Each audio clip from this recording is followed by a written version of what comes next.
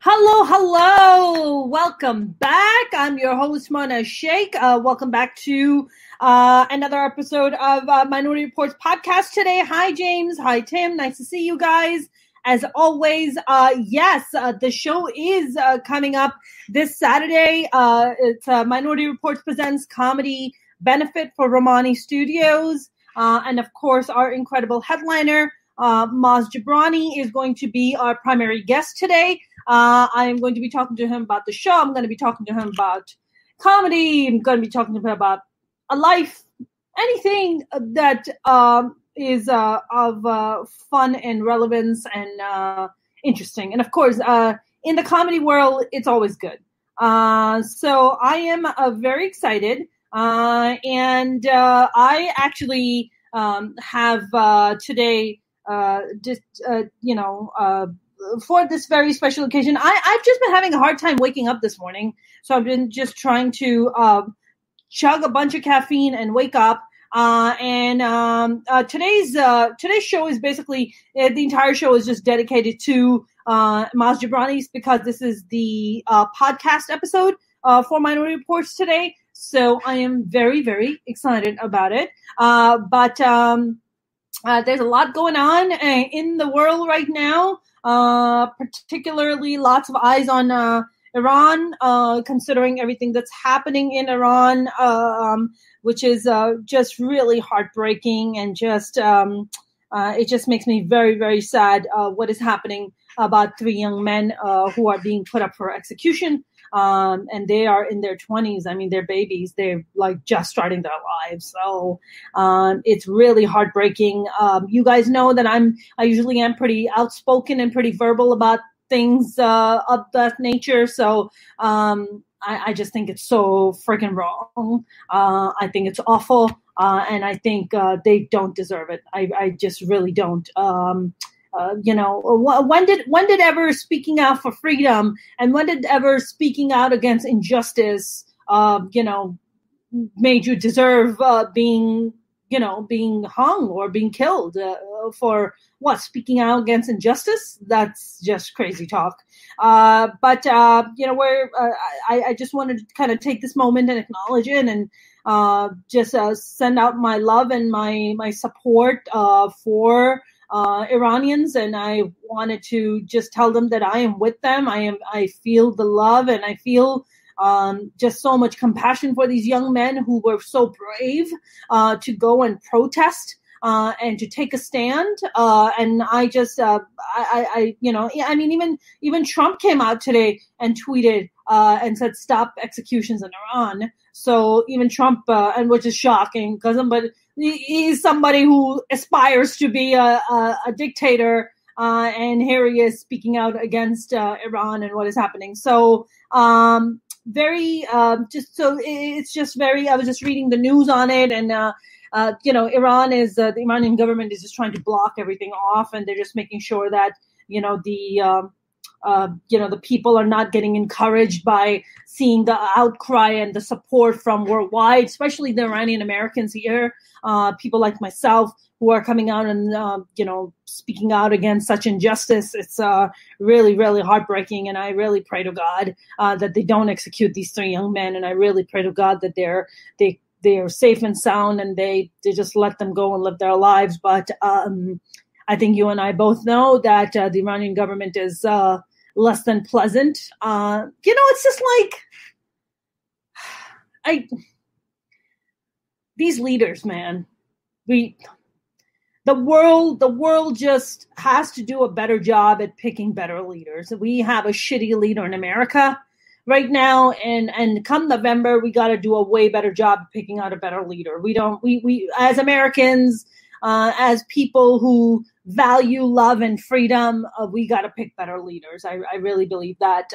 But I don't want to start the show off on a sad note, but sad things are happening, and that's why we're doing a comedy show, because we want people to come out of it. We want people to kind of see this other side and enjoy life and see that, I know that there are bubonic plague squirrels now. Did you hear about this? Bubonic plague squirrels? I mean, honestly, anything bad that can just go down in 2020 doesn't even shock me at this point. Okay, the government even came out and acknowledged UFOs. When has the government ever acknowledged that we have UFOs? And let me tell you something. That even the aliens are like, we don't want to help you. We don't even want to be seen on because you guys are so fucking stupid. We don't even want to be seen around you guys, so we're not even gonna. We're out of here. I think we probably caught them on their way out. I think the aliens were like, oh, let's look around and see what we got on the plane. Oh, just a bunch of jamasses. Okay, we're out of here. And on their way out, we're like, no, don't go, don't leave. You have good, maybe more advanced technology than we do. And they're like, yeah, we're out. You guys are a bunch of idiots. So I hope the aliens come back. You know, it's like, have you ever noticed any of the alien movies? Whenever the only reason that different countries unite is because they have a common goal of killing an alien, like the alien that has invaded. I think that's what we need to have. We need to have an alien invasion so people can finally just get together as the human race and stop fighting. I think that's what we need to do. Our amazing guest has joined us, so I'm going to bring him on. This man needs no introduction. He is awesome and wonderful. The very funny and talented Maz Jobrani. Maz, can you hear me? Hi, Mona. How are you? Can you hear me? Yeah, I can hear you just fine. How you doing? I'm good. I'm trying to, I was going to do the computer, but then since the link was texted to me, yeah, I was like, and I was running a little behind. I just get on my phone. So I'm on my phone. So the angle's a little weird, but here I am. No. I see you. I see you sitting in a very relaxed position. Oh, I lost you there. Okay, there you are. Yeah, I'll be right there. I'm just getting rid of extra windows. I see. And yeah. I just got back from a run, so I'm leaning into the bed and because the kids and everyone else is out there, so I just came in here. Do you just like go running around the block? Is that your thing, or you have a treadmill? No, I go around. I like being outside, and so I just listen to like my podcast. Either I usually listen to Mark Maron's WTF, or I listen to Howard Stern interviews. He just interviewed Colin Jost. It was very interesting. So yeah, it just gets me through it. Do about 35 minutes. That's all that my knees and hips can handle, and I'm home. Right. I used to be a runner for a very long time, and then I eventually blew my foot out. So I had to like just stop running. I mean, I don't know how have you been a runner all your life, or is this like a new thing for you? No, I always was pretty active. I played soccer when I was a kid, so I would always run for that. And so, but then at a certain point in my life, as I got into my probably like mid to late 30s, injuries started coming in. And then I would say probably in my early 40s, a lot of back injuries and stuff. And I stopped running for a while. I was trying to do like the elliptical and stuff like that. Yeah. But since the gyms closed down, yes, I just basically what I've been doing is I'll try to run one day and then just go for a walk the next, and then run the next, and then walk and run and walk. And it's been pretty good. I mean, it's been able to supplement my caloric intake of sweets or wine or whatever else I'm taking that I shouldn't be. Yeah. I'm getting the pandemic body for sure. It's just not attractive. So that's why I try to wear as much black and things that like try to stick me out on camera. Just trying to get a V shape on camera. But man, I was I've always been a fan of yours, and I just love your work. And also, you've just always, even before we started working, I always had this perception of you as just a really sweet guy, and which you definitely are, having worked with you briefly recently. But I wanted to actually ask you, and I was researching and I didn't see anything. How did you even get into comedy? Like, I don't know that history of your life, because you were born in Tehran and then you moved. So how old were you when you moved to the U.S.? I moved to the U.S. when I was 6 years old. That was 1978. Protests were happening in the streets of Iran leading up to the revolution, which was in early 79. Yeah. And my family left because my father was on business in New York, and schools were being closed down because of the protests. It was also a very cold winter. Yeah. So we thought we would come. My dad actually told my mom, why don't you bring me and my older sister? He said, come for the 2-week, winter break, and then you guys can go back. And in the meantime, we actually left my brother. We had a brother. My brother was only about a year old. we left them there thinking we'd be back in 2 weeks. And I always tell everybody we came for 2 weeks and we stayed for 40 years or whatever it is. And Wow. that's a pretty common story. I think a lot of people didn't know about that. And so that's why, like, when I hear things like, the people coming from the caravan or Syrian refugees coming from civil war or whoever is trying to come to America, I always sympathize with them because I think to myself, that could have been me. Right. And all those people are fleeing a bad situation, trying to get to a better life. So that's what we did. We came to America. I grew up in Northern California. When I was a young kid, maybe around 10 years old or so, I think I saw Eddie Murphy for the first time. This would be like the early 80s.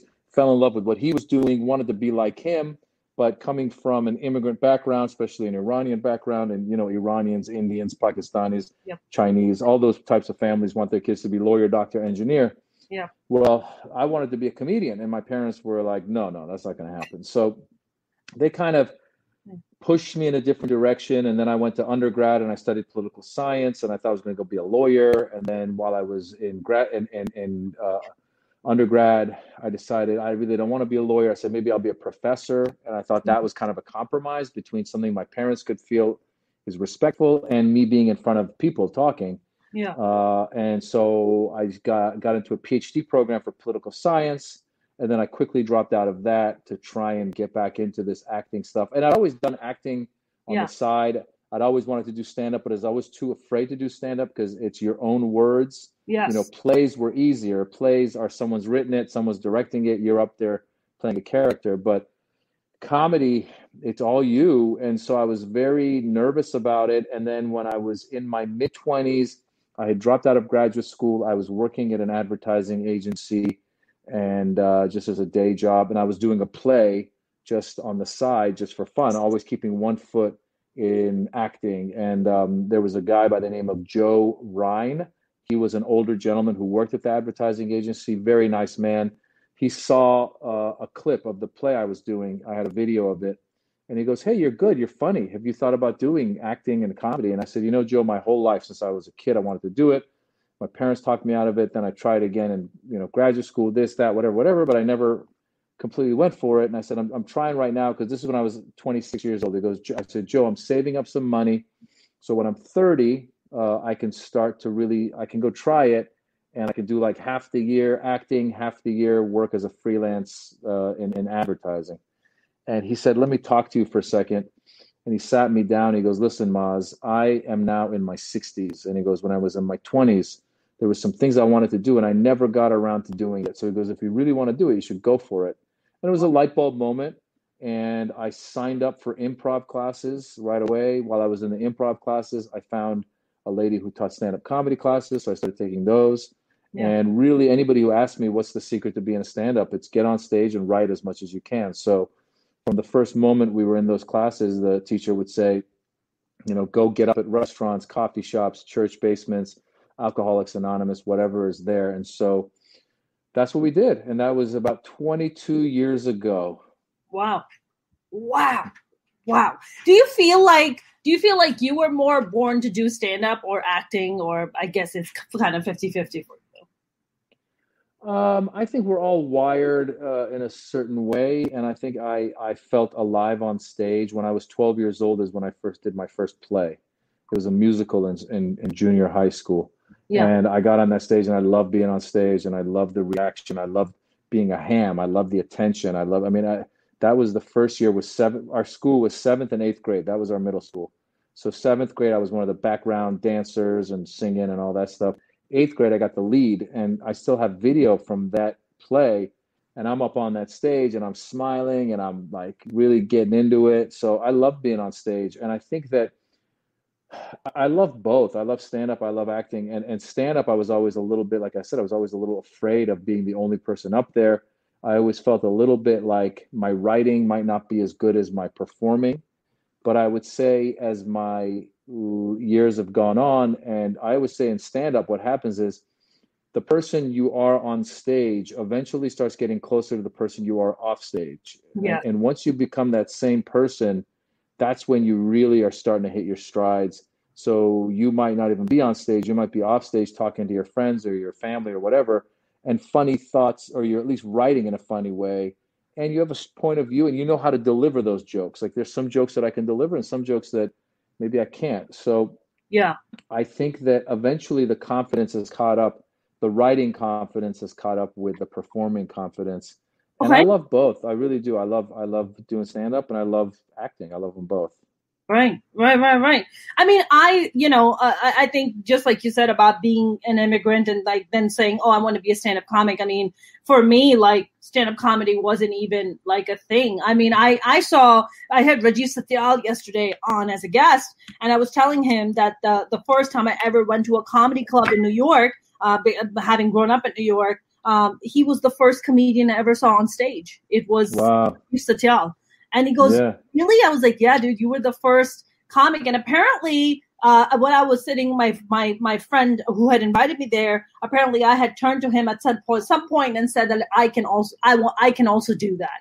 The audacity at that time. Well, no, I always say you're inspired by greatness and mediocrity. Meaning, if you see somebody do something and it looks pretty easy, you're like, I could do that. Like you see somebody do a slam dunk, and you go, I'm gonna go try and go outside and slam dunk a basketball because they just make it look effortless. I think that happens in life. And then mediocrity, you see somebody and they're not good, you go, well, if that guy can do it, I can do it. So yeah, that was in Bridget's case. Not. Yeah. I also saw Jim Gaffigan that night. So I saw Jim Gaffigan and Rajiv Satyal, and it's funny because last year Forbes ran this article about comedians and mental health, and I was in the article with Jim Gaffigan, and I was like, oh my god, like, full circle. It's so full circle. It's so funny how like stuff. I've been doing comedy for about 12 years now. So I've been in the game for a bit. This very important thing that you just mentioned about, you really begin to hit your stride when the person on stage begins to meet the person on, like, what do you think that is? Like, is that just like a natural process for comics, or is that something that you think comedians consciously work on to kind of meet that absolute truth of themselves and bring that on stage? Well, it's kind of like the Malcolm Gladwell 10,000 hour rule. You got to put in the time. So the same way a doctor, to become a doctor, you got to be a resident for 10 years or whatever it is. Similarly with comedy, I think when you first start, you're emulating the people that inspired you. So you're trying to be Eddie Murphy, you're trying to be Richard Pryor, even your intonations might be like theirs. And then eventually, then early on, you also, a lot of times you're not confident enough to go up and talk about the subjects that you want to talk about. You talk about the subjects you think your audience wants to hear about, because you might look at an audience and be like, oh my God, this is a drunk audience. I'm going to just do dating material because that's all they're going to be able to take. Whereas you might want to do material about depression. You might want to do material about your immigrant experience. You might want to do, there's all kinds of stuff that you choose to talk about. Right. So eventually I think you gain that confidence to go up there and go, okay, you know what? I'm going to talk about the stuff I want to talk about, or I'm going to find my way into that conversation with this audience. So I think eventually that confidence level, and ultimately when people go to a comedy show, they want to know that you're in control. So that's why if somebody heckles and you can handle them, I think that puts everyone, they're like, oh, wow, this person's got it, as opposed to if they heckle you and you're like, oh, then the audience goes, oh no, I just, they cringe for you. So it all goes hand in hand. I think it's just doing it. And it's not a fake confidence. It's like, this is who I am. This is what I've been doing for this long. Is it to the point where you might even like get into a situation where someone keeps interrupting you and you should be comfortable enough to go, hey, listen, man, I've been waiting, all day to come up here and do this. And I just want to talk right now. I got to get this off my chest. I got X, Y, and Z going on. If you're really that into like yelling, just get up and get the hell out of here. Like be confident enough to like confront people in that way, So I just think it's a natural thing that happens. Did you, when you started off, my God, that's, you started off early 1998, summer of 98. Okay. Wow. Summer of 1998. So one day you were just like, all right, I'm going to go up there, and you wrote out some jokes. You're like, I'm going to go and hit up an open mic. What was that? It was a little different. So this class that I took, first of all, I tried to do an open mic before in 1993. I did 2 open mics in 1993 because I entered a stand-up comedy competition. Okay. And I did an open mic when there was an improv in Santa Monica, and there was a place called Gallagher's in the Valley, and I did open mics at both of those. Okay. But then I didn't know what to do with it after that. Again, I was going to go to grad school, and I was like, okay, now what? And I just let it be. Second time around, when I come around, I take the stand-up comedy class, and I always tell people, if you feel confident enough, just start going and doing open mics. If not, then get into a class. The good thing about a class is when you try your material in front of the class, it's like doing an open mic, Yes. but they are forced to give you feedback because that's part of the class. So the students give you feedback, the teacher gives you feedback. You don't get feedback at an open mic unless if you go with a friend of yours and you Yes. guys can talk about the set. So that was good for us. So she would say like, okay, pick something about yourself that makes you different than everybody else. So you're going around the room and someone's like, well, I'm gay, and someone says I'm black, and someone says I'm tall, and someone says I work as a whatever, an electrician or whatever it is. Great, great, great, great. What about you? And I'm like, well, I'm Iranian. There aren't any other Iranians here. Great. Okay, so talk about that. Like, what's a phrase you can come up with that has a point of view, like an opinion? Okay, my opinion is it's hard being Iranian in America. Great. Mhm. Go do some bubbles, write about that, see what you can come up with. You'd go home, you'd write some jokes, you'd get in front of your like comedy partners and you would try it with them over during the week. It's like homework. Yeah. And they give you some ideas and this and that. And then you go come back in the class the next week and you would all perform your 3 minutes or whatever it is. And the goal was to have a total of 5 minutes after the 8-week class. And so in between, you would meet with your comedy partners. You would find open mics, 3 minutes at a coffee shop where you pay $5 to give you a coffee in 3 minutes. Again, a place like a bar in Malibu where no one's paying attention. But it's all about just getting up, trying. Eventually, by the end of that 8 weeks or whatever it was, you do a showcase at the Improv in Hollywood, and it's packed because everyone's brought their family and friends. And Right. it was interesting because I think I had so much already in my mind that I was ready to go. Like by the end of that 8 weeks, a lot of people had 5 minutes and they were ready to go. I had already written like 10 minutes.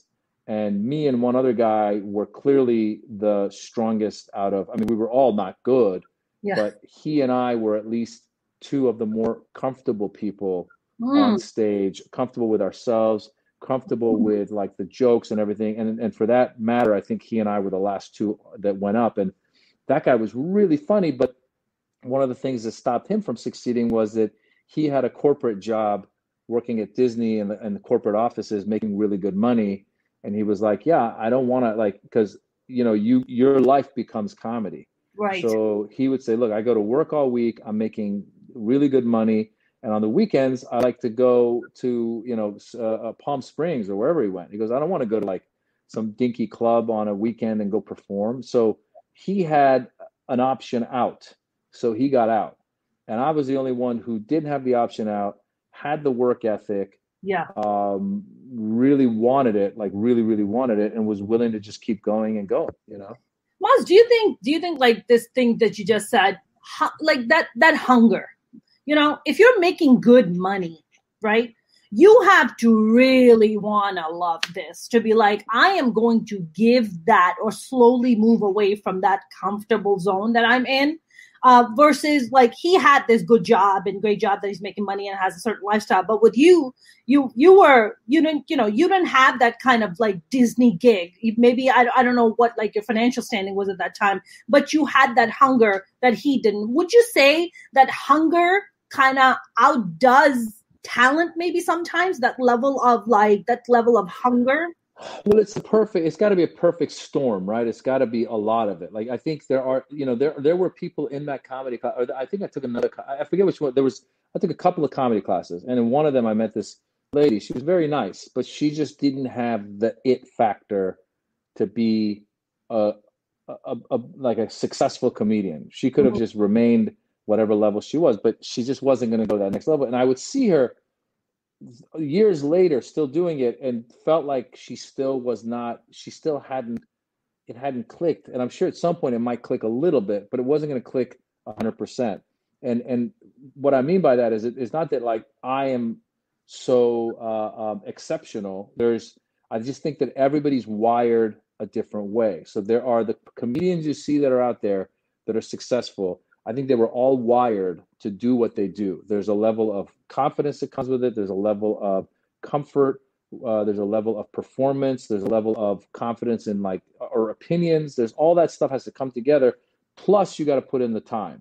So when you see, I was listening to the Colin Jost interview on Howard Stern, and he was talking about how Jerry Seinfeld still goes and writes every day, and Chris Rock, when he wants to do a special, is in the trenches, and you see some of these guys going. I mean, the best out there right now, Dave Chappelle, he's putting in hours and hours, all the time, and so you got to put in the time, and you've got to be wired for it, because this whole 10,000 hour rule is, again, the Malcolm Gladwell thing, which is put 10,000 hours into something and you'll be good at it. Well, I could put 10,000 hours into basketball, but I'd never be a professional basketball player. I might be a pretty good shooter, but I'm never going to go that far. Similarly, with comedy, there's certain things, and you can tell when you see someone who's young and new and they've got something, you go, wow, I've actually had that conversation with people before and said, you really got something. And I know you've only been doing this 1 year, but stay with it. Yeah. And you see the results in those people. So it's a combination, you have to put in the time. There's no ego, because you're going to get bumped a lot. You'll be getting ready to go on stage and a celebrity comes and goes, I'm going to go up. And, now you're going up at 1:30 in the morning in front of 3 people, but you got to love it. And I think that's in every business. I think every line of work that you decide to do, there's going to be politics, there's going to be a lot of struggle, but that's why you got to really love it. Yeah. I mean, you talked about when you were doing the stand-up class, and they asked each person, like you said, Iranian, and then they said what, to come up with one line, and you're like, being an Iranian is very difficult in America. Do you feel like when you started off comedy versus what it is now, when you would go on stage and when you started booking shows in comedy clubs, were you expected to just talk about only certain topics, and while other topics were off limit for you? They expect Maz Jobrani to go up there and talk about issues.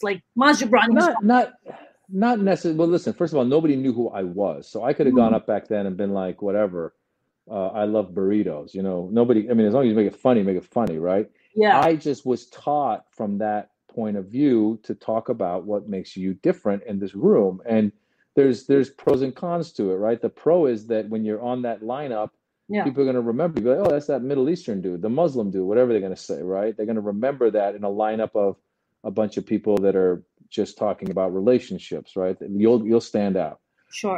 The con is that eventually people start pigeonholing you. So to this day, people will say, oh, Iranian comedian Maz Jobrani, or Iranian American comedian Maz Jobrani. And I'm like, well, I'm a comedian that happens to be Iranian American. But if you watch my show, I talk about, being an immigrant. I talk about being a parent. I talk about getting older. So in an hour plus, there might be 15, 20 minutes of immigrant stuff. And even with the immigrant stuff, it's not all Iranians are this, you people are this. It's immigrants are like this. And I think even when you talk about being an immigrant, a lot of people that aren't immigrants relate. So I'm trying to make it as relatable as possible. I think it's relatable. One of my favorite things is when I do shows and I see people from different backgrounds present. And I think that's important, because that just shows that all of this stuff is pretty universal.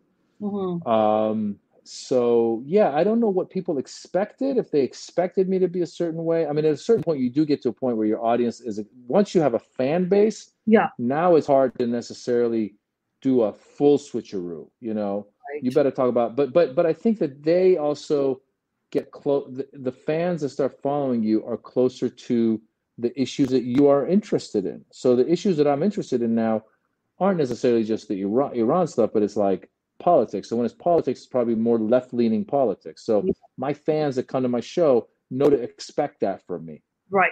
That's not bad. That's not a bad thing. I think it's good to have a point of view, because if everybody loves you, then you're not saying anything. Right. But if you have a point of view and you're like, this is who I am, I'm kind of a left-leaning, liberal type dude who loves, I'm very international, I've traveled, I've got wife and kids. So all of those subjects might come into play here. And I have silly humor. I might do a fart joke in the middle of that all. So, you can't please everybody, and you shouldn't want to please. You should be up there talking about whatever you want to talk about. Right. Speaking of wife and kids, now you have a 9-year-old and an 11-year-old? Son is 12, daughter's 9, yes. Okay. And you married an Indian woman? Yes. Who's a Married lawyer? an Indian woman. Did, Huh? Who's a lawyer? She's a lawyer, right? Yeah. She was a lawyer when I first met her years ago. She was working for a law firm, and yeah, we came from two different worlds in a way. But I mean, Indians and Iranians are pretty similar, like with our foods and the family, importance of family, and Yeah. there's a lot of stuff we have in common. Yeah. That said, her lifestyle and my lifestyle, she was coming from a corporate law background. I was coming from this, hey, I want to go be a crazy comedian. Yeah. But somehow it all worked out, and knock on wood, now we got two kids that we get to be in lockdown with. That's amazing. I mean, did you mentioned that you were going to undergrad for law, so I thought that's where you guys met, but you didn't. You guys met after that, right? Yeah, we met a little bit after I had started doing stand-up. So I started doing stand-up in summer of 98. Yeah. We met on my birthday in 1999, which was February 26th of 1999. She was working at a law firm that one of my best friends was at. We were getting together for my birthday, and he just invited her along. He wasn't trying to set us up, but then we just hit it off, and 20 whatever that is now, 21 years later, here we are. Wow, that's amazing. That is so amazing, man. Yeah. That beats online dating any time of the day. Well, I mean, listen, nowadays, I think a lot of people either don't have time, or it's just so much more convenient. And you possibly, I mean, I missed the whole online dating thing because that happened after we were married. Yeah. And I think that I'm sure there's people who find the right person that way, because a lot of people go, well, the good news is I can look at their interests, A, B, C, D. Great. Sure. That gets us to the same place. We both love Martin Scorsese films, and, being out at the beach or whatever it is. Yeah. But I always think that I think it's good to meet somebody through a friend. I always tell people you meet someone when you least expect it. I honestly was not expecting to meet someone that night, and there she was, and we hit it off, and it was a great match. Maz, I've been least expecting for the past 10 years. Least expecting for the past 10 years. Nothing has come of it. Least 10. After this episode of your show, we're gonna start coming in. Are you blessing me with it? You're just sending your vibes at me. Thanks, Maz. Appreciate it. Yes, man. I hear like dating horror stories. I know it's not easy for guys, but female stand-up comics, we just have a whole set of different challenges that we face, because a lot of guys that we come across, they want to be the funny ones. And then you're like, no, you don't understand. Like, people like pay me for this stuff, so it's fine. Like, you can be funny. I'm not saying you can't be, but then there's always the challenge of a guy just trying to outdo you, or like trying to get intimidated by you. So it's always very strange for us female stand-up comics. And I thought it was just me initially, but then I started talking to other female comics, and they're like, no, it's not you. We all go through this. And I was like, okay, good talk, Yeah, I think that's why, again, it's when you find the right person, when there's somebody who doesn't feel the pressure to be funny, doesn't think you got it.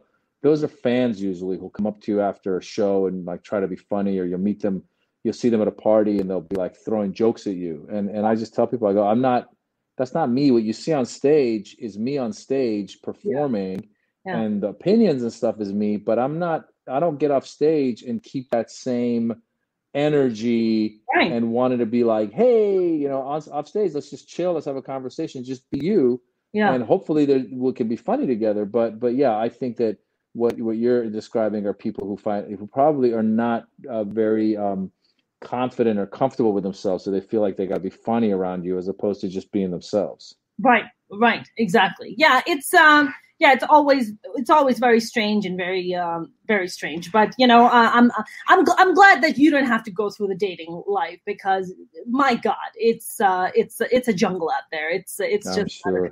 It's not fun. But I wanted to ask you. You said that your parents weren't very in full approval of, they didn't want you to become a comic, and they didn't, which is what most immigrant families do.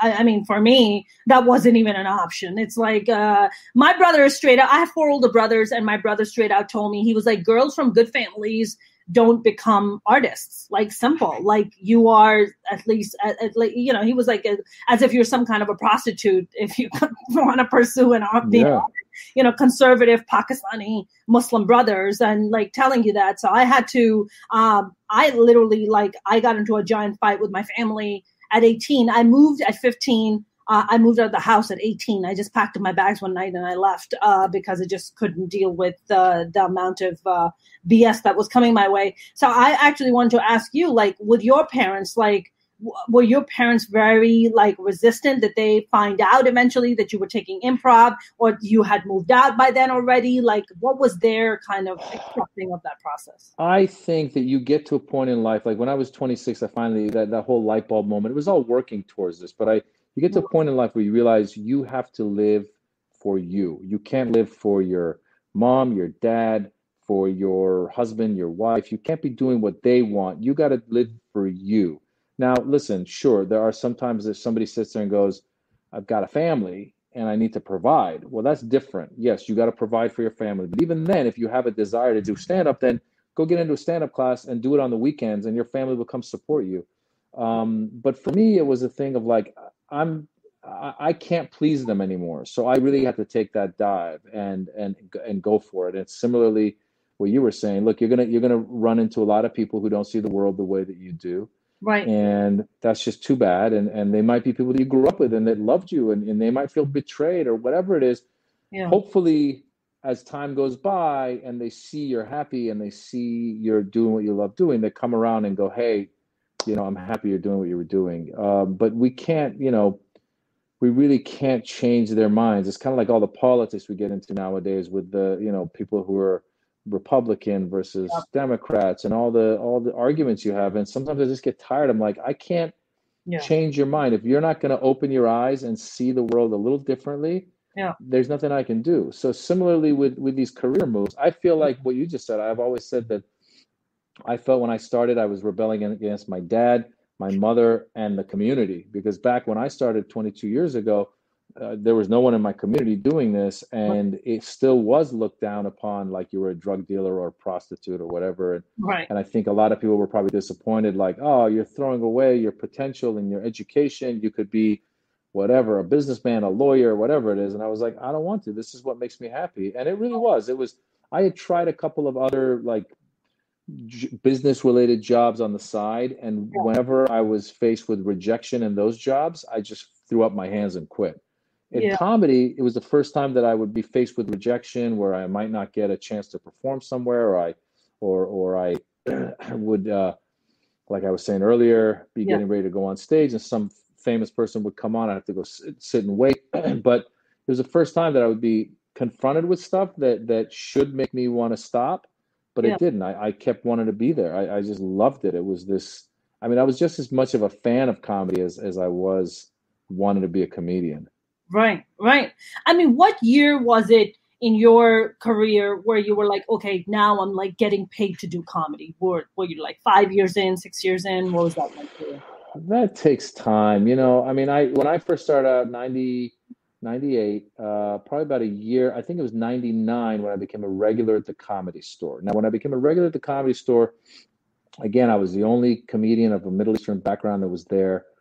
And I always tell people that was a big moment in my comedy career, because it was the first time that I was not doing bringer shows, and I was on the lineup with these guys who were established comedians, guys and girls. Yeah. And I would have to go follow these guys, and you know, the people in the audience didn't know who I was, and I would just be, you know, doing comedy to crickets. Because when you do bringer shows, which is shows where 10 amateur comedians bring their friends and family, at least when you go up, your friends are going to just give you gratuitous laughs or something.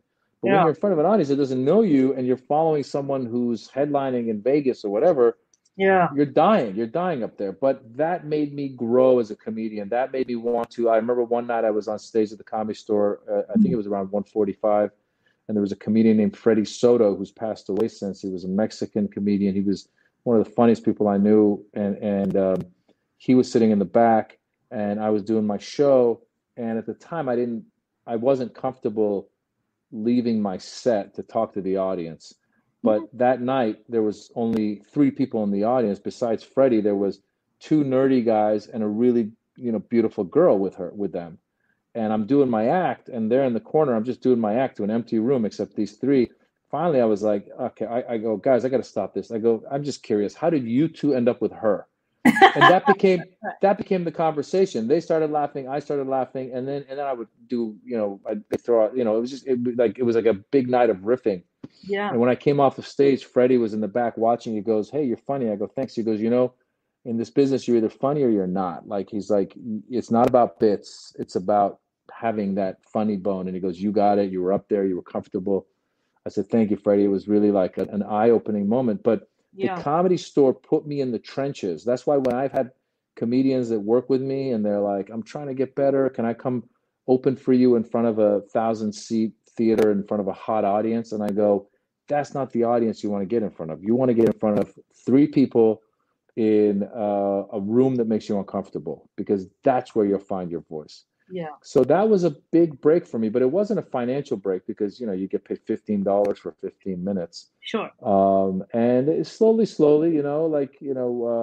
in 2000 and I think it was 2002, I did a movie, Friday After Next, which is Ice Cube's 3rd movie of the Friday series. Right. And that helped me make a little bit of money. And then I got some commercials, and I was getting guest stars. And early on, my acting was paying for my comedy career, because I would get a commercial, then I get a TV show, then I get this and I get that. I was making enough money to be able to then go do comedy for $15 an hour and not care. Right. And I wasn't well known enough to really tour anywhere. And nobody was coming up to me going, "Hey, I want you to be my opening act." But Mitzi Shore did take me, Ahmed, Aaron Cater, and she put us together as the Arabian Nights, and later, and Sam Tripoli was part of it too. And then we became the Axis of Evil. Yeah. And that was, I think we started doing big shows as Axis of Evil around 2005. And that's when we started to make a little bit of money. And then it wasn't until 2007.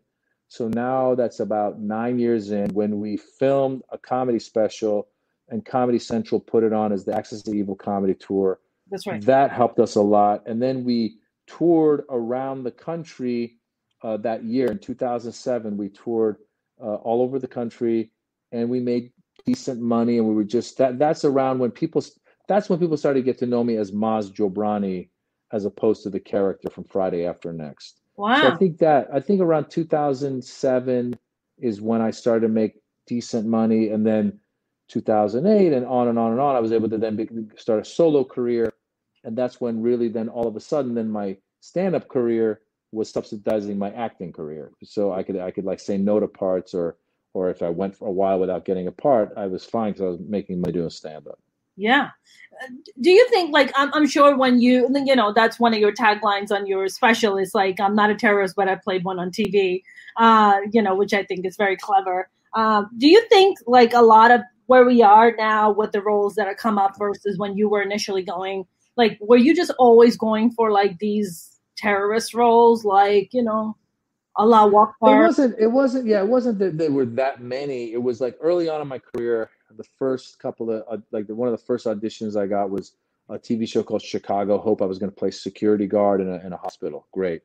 Then I got then there was an audition for like a Chuck Norris TV show. You're gonna be a terrorist. I was like, okay. Yeah. Then I actually did a Chuck Norris movie of the week, played an Afghan terrorist. I'm like, okay.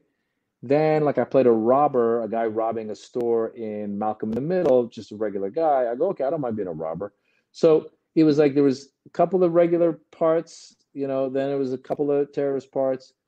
Then I started looking around. I was like, wow, for the most part, though, a lot of the things that come up, especially like as September 11th came through, then they're like, okay, for example, I told my agent, I said, I don't want to do these anymore. And my agent called me up one time. He's like, listen, I'm about to say no to an audition that came in for you. I just want to make sure you're aware of it.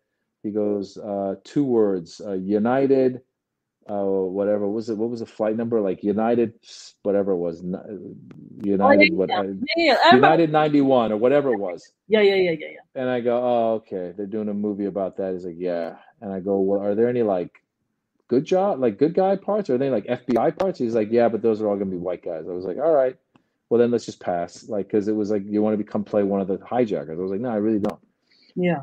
So I think what it took, and I think what is continuing to happen, is we need to have creatives, people that are creating stuff from our backgrounds. So Yeah, that's where you do run into like a Kumail Nanjiani, you run into a yeah, Mindy Kaling, you run into a Rami Youssef. Once these guys start creating more and more and more, and and I think Hollywood starts seeing that, oh, this stuff can cross over and be funny. yeah, That's how that change happens, and it's happening slowly but surely. But it yeah. takes time. It takes time. I mean, when you were going out for auditions, how many more other Middle Eastern guys were there auditioning? It's like you and like one other guy. How many Middle Eastern There guys? was a handful of us, and we all know each other. We would all see each other. There was like your Navid Negahban, Yes. who and Abu Nazir, Anthony Azizi, Sean Tube, Marshall Manish. There was a handful of us. It was actually kind of funny because they would just bring whoever, like even the age range would be super young to old. And then you would run into some people, and like there's an actor named Pej Vedat who's really good. Ran into Pej one time, and he was like, "Yeah, man, I sent you an email a few years back, and you responded and really helped me want to get into this." And I was like, Wow. "Oh, wow, that's amazing!" And here he was, like, we're competing for the same part now. I'm like, I shouldn't have told you to come out here. I should have just So urged you when I had the chance. yeah, so there was a handful, and then you got your Asif Manvis were on the East Coast All doing right. their things, and so there was a handful. I mean, I have pictures. I ran into Hassan Minaj when I was doing comedy. He was like just hanging out with Darren Carter. I didn't know who he was. He was just some kid. He was like an 18-year-old kid. I was at this big comedy show in Northern California in an outdoor amphitheater, and there's a picture of me and Hassan, and I was like, "Oh wow, that was you," you know. So there's even Rami, like a few times early on when he was in LA, I was like, "You want to get up and do a guest spot on my show?" Sure, you know. So Yeah. it's good to see these people now, and there's so many more, and so it's an encouraging thing. It's nice. Yeah, I mean, it's funny because maybe 6 months before Hassan got his gig on The Daily Show, Hassan and I were standing in the hallway at the Comedy Store, and I turned to Hassan and I was like, "Man," I was like, "Sometimes I wonder if I shouldn't have moved to LA. Maybe I should have just stayed in New York. You know, maybe I'll become a better comic living in New York versus LA." And he's like, "No, Mona, don't say that. LA has a lot of great opportunities. You'll get your chance." And then 6 months later, he ended up getting the Daily Show, which is great. Now, and now he has his own Netflix show. Well, the difference between New York and LA is in New York, you really can get on like 7 to 10 times in a night. So I think the New York comedians Yeah, tend to be a little more chiseled in their writing. yeah, They're writing all the time. yes, In LA, you really are lucky if you get like 7 sets in a week because it's exactly. just harder. It's just a bigger place. It's a lot further. But that doesn't mean you can't work really hard in LA. I mean, in LA, you could also Yeah, be kind of an unknown and end up like getting a commercial and making a lot of money. And in yeah. New York, you're still struggling. So there's pros and cons to both cities. Yeah, no, I 100% agree with you.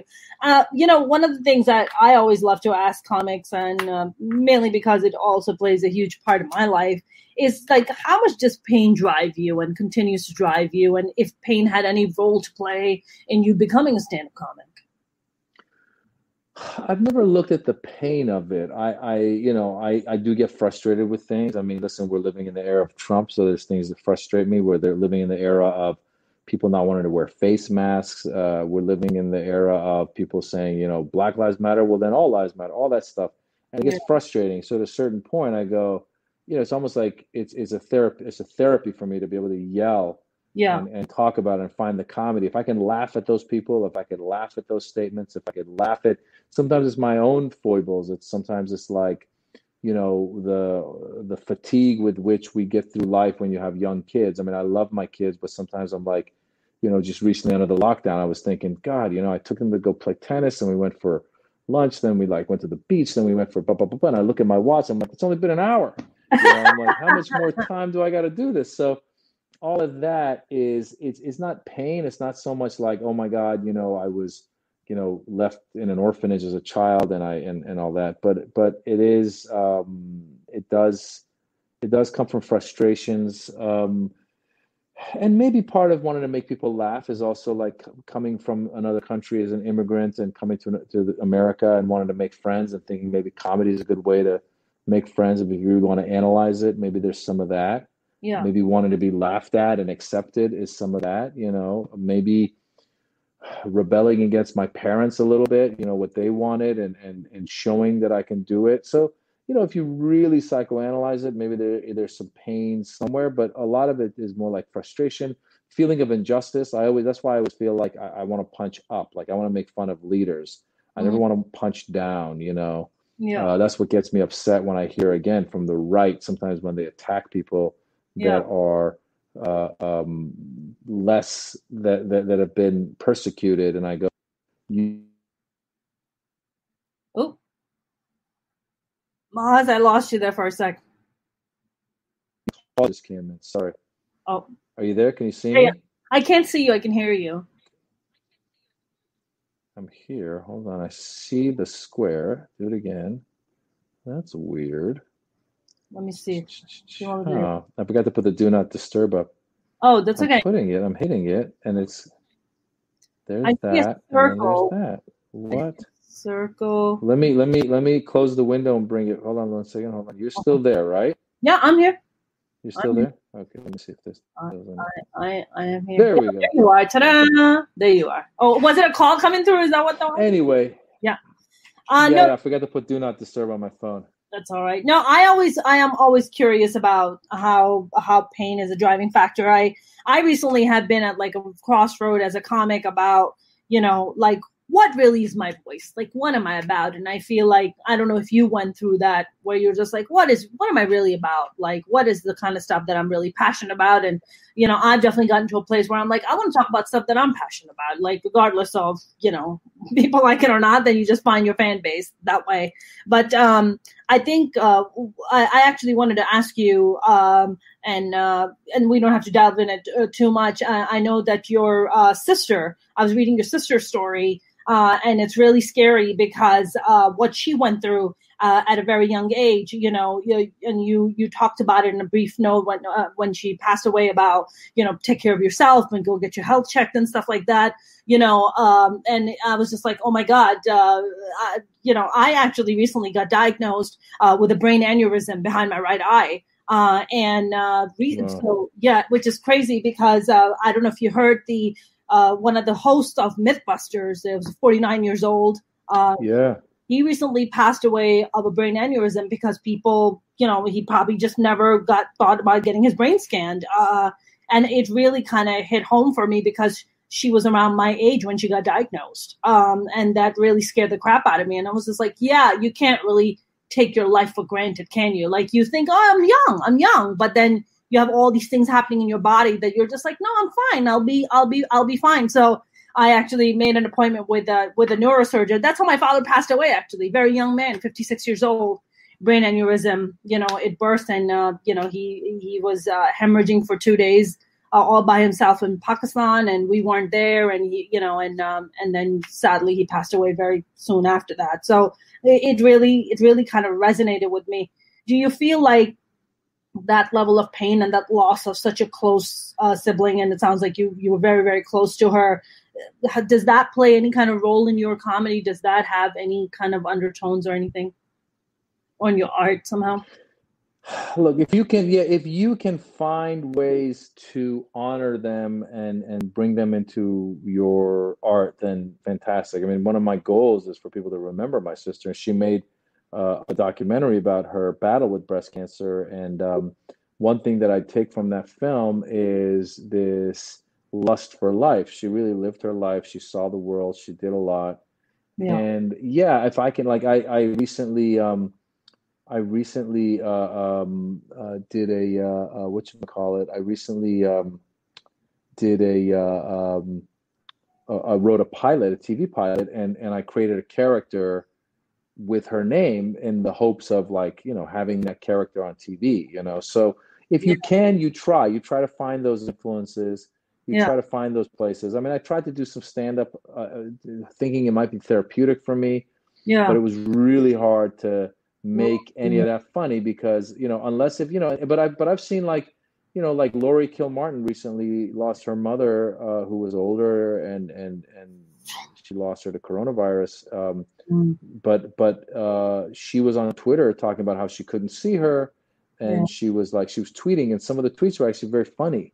Yeah. So I think that you can definitely turn some of that stuff into comedy.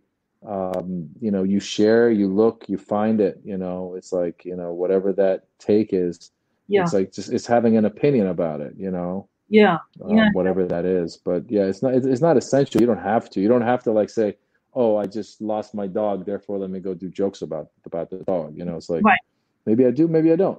Yeah. I mean, have you watched Hannah Gadsby? Have you watched her first and her second special, Hannah Gadsby? Did you? I saw the first one, and I'll tell you, it was, yeah. So that's, you can go there. I mean, I think she did, and she went, because I think the difference between stand-up and a one-person show is, in a one-person show, when you watch, let's say, John Leguizamo, he has these moments where he gets really emotional and poignant, and you're watching and you're like on the edge of your seat and like, where's he going with this? And then he'll have like a joke or he'll have something, and it's amazing. And I admire that. And I really wish I could do that. Similarly, when I saw Honey Gatsby, I was like, wow, that takes a lot of courage to just sit in so much silence and seriousness in the middle of a stand-up comedy show.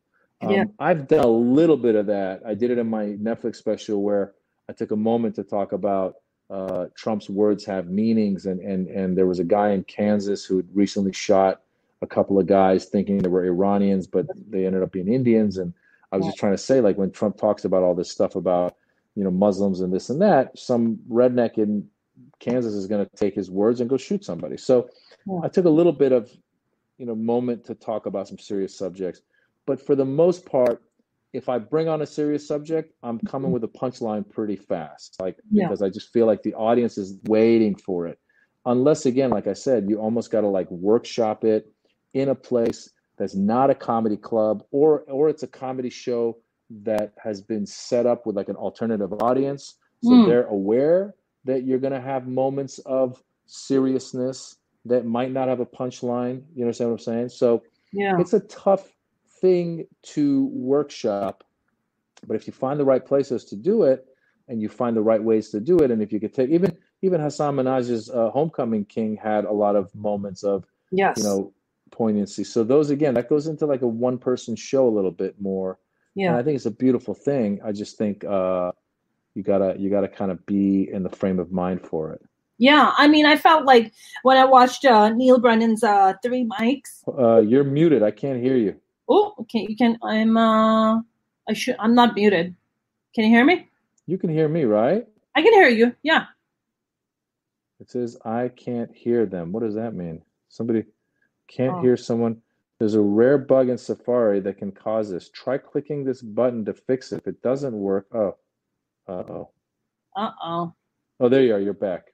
I think it's all the Trump talk. I think it's the. Well, nowadays when it says click this button, I hate clicking any button, because then it's like, oh, we got your number. I'm like, oh, crap. Yeah, exactly. No, I agree with you. Now we have you and I, we're doing this show on Saturday, July 18th, 7:00. I'm very excited. Now you've known Navid for a very long time, right? Yeah, I've known Navid forever. He's a sweetheart of a human being. He's very talented. He's very intense. And, he's got this Romani Center where he's put his money into to create an artist's center where you can, artists can go and create. And so God bless him. And obviously with coronavirus, it was harder to keep building it. But I think he's been doing some fundraising to try and make this thing. So you reached out, you said, should we do a show? I said, of course. And I'm hoping people come on. I'm hoping we raise a little bit of money for it. As you know, this thing now in Iran with these Iran is getting ready to execute a few protesters from protesting. There were from last year's protests, and the Iranian government is notorious for being very despotic and doing this. And I guess there's like some crazy horrible number of like executions that they've done, and it's very politically motivated, and it's just a horrendous thing. Have died thus far. 300. Yeah, it's really bad, and so there's a movement now online to try and bring attention to it. I don't know what it can achieve, given that the government, again, is notorious in Iran for being totalitarian and oppressive. But I do hope, I heard that, because I had a busy day, but I heard in passing that I think that at least the 3 young men who were going to be executed, I think some judge has intervened and is going to like listen to the case again or something. That's what I read. Oh, really? Okay. But fingers crossed, because it's sad. So it's really hard also to try and, even though Navid's event is a cause for a great cause, it's hard to also promote on social media for a comedy show when you have issues like that out in the world, because people find it to be insensitive, even though you go, look, this is actually an artist center that's helping artists who might not have a place to live. Even Navid said, if you need a place to live, come live here. So it's a good thing that we're trying to do this Saturday, but we're also trying to stay supportive of the protesters in this movement of stop the executions. So it's kind of a balancing act. It seems like the entire world is on fire. There's a bubonic plague with the squirrels coming through. I'm like, there was a swarm of locusts that were in India and Pakistan and Africa. This past May, a bunch of people died because of it. I mean, it's just every day something. But actually, Trump tweeted today about the 3 guys that are, and he tweeted against Iranian government and said, to stop the executions. And this is not right. The protesters are to be punished. I'm like, listen to this guy. I'm like, weren't you talking crap about protesters here? It's a really hard, we've put ourselves in a bad position to be able to make any kind of statement, given the way we've treated our protesters, given the fact that, again, I mean, Iranians are divided on the Iran nuclear deal, but I felt that at least it brought Iran and America into communication. And it would have at least allowed us, if we were doing business with Iran rather than sanctioning Iran, then at least we would have had some leverage to say to them, hey guys, if you guys keep doing this kind of stuff, we're going to pull out again, or whatever it is, like some leverage. But now there's zero leverage. And, Iran's not going to listen to America. And then also, if you look at our own way we dealt with our own protesters, it's just, we're not in a great place. But the Iranian government is oppressive. And if we can get the word out and maybe someone within the Iranian government will turn around and at least say, okay, these 3 guys, I mean, as far as I know, they were just protesters. I don't think that they did anything that would be... They were just protesting. They were just protesting. They actually, 2 of them were actually head out to Turkey. They were in the refugee camp there, and Turkey ended up deporting them and ended up going back, and that's when the government nabbed them. So it's a really, honestly, it had, just like you said, had we not put the sanctions that we did, I mean, that was the whole protest about, because the sanctions caused an inflation, caused all the petrol prices to go up. People were taking it to the streets. They're like, oh my God, there's so much corruption. There's, just to eat, it's so expensive, and these people are going out and protesting, and then you're getting killed on top of it. I mean, my God, man, I feel for the people of Iran. It really is. I mean, anybody who pays attention to it, they really are in a bad situation, because on the one hand, they've got their own government that's highly oppressive.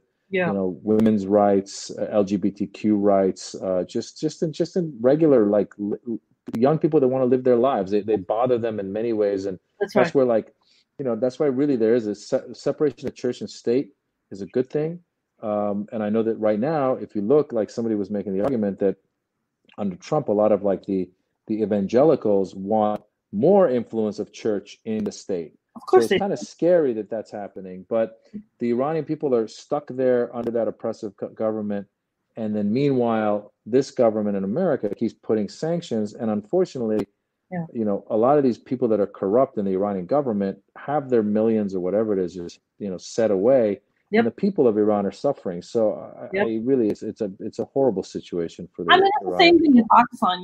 It's the same thing. Like, the politicians are a bunch of fat cats that have stuffed their pockets, and they could care less about the people. They don't care if the people are eating out of trash. They just don't care.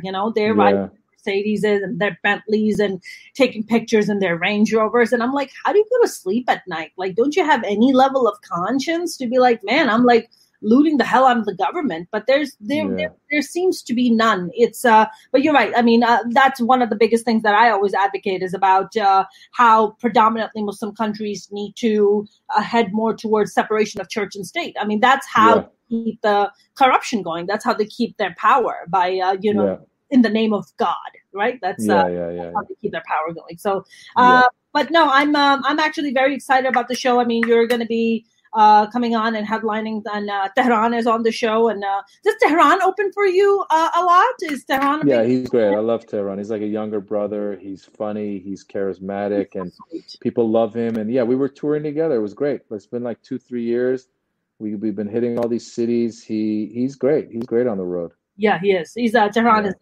He's always so supportive and so wonderful. I actually did Persian Girls Night Out last year. It was a red carpet event, which you were actually kind enough to retweet because I think Tehran and shared it, and then you had retweeted it for me. I bet you don't even remember, but you did. So thank you for that.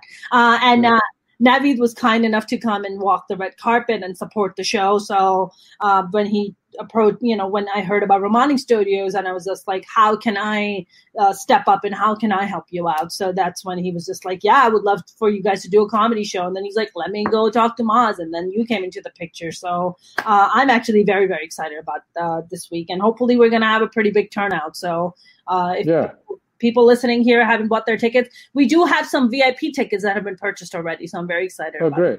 Yeah. Very good. Purchase. So I'm very excited about the show this week. I know you came from a run, so I'm not going to keep you any further because you probably want to go and relax and ease those knees. Namaste. I appreciate it. Namaste. By the way, just before you go, how does that how you guys? I'm like. Is religion a big part of your life? Like both of you, like no, you guys are secular. No, we're pretty secular. Yeah, we're pretty secular. Yeah, you guys just do your own thing. I love that. Yeah. That's amazing. Yeah. That's wonderful. Yeah. Well, I'm looking forward to seeing you and working with you on Saturday. So thank you so much for joining today. Thank you, Mona. You be good. Thank you. We'll do. Take care. Bye-bye. Bye, Ron. All right, that was the amazing Maz Jobrani. I hope you guys joined in and listened because Maz made some really brilliant points about comedy and things that are happening in Iran right now. I actually am going to be putting out a special video tomorrow for what is happening in Iran and the execution of these 3 young men who were simply standing up for justice, simply standing up for their rights, and their lives are not being jeopardized. So please be on the lookout for that video. If you haven't bought the tickets yet, please do. Tickets are only $10, and we are gonna run out of them because we only have a limited number of tickets open for this. So go buy the tickets. I will put the banner up here for you. You can buy them. It's this Saturday, July 18, 7 p.m. Pacific. The tickets are only $10 online, and you can buy them on minorityreportswithaz.com. I'm going to be also interviewing Navid, who we just talked about, the actor Navid Nagaban. So I'm very excited about him. And of course, Tehran is going to be on the lineup, and I'm going to be hosting. And Taya Lakshmi Narayanan, she's going to be on the show. So I'm very, very excited. I really look forward to seeing you guys. Thank you very much for joining. I will see you guys tomorrow at 6:15, same time. Thank you very much, James and Mark and everyone else who joined in. Love you guys. See you tomorrow. Be safe out there.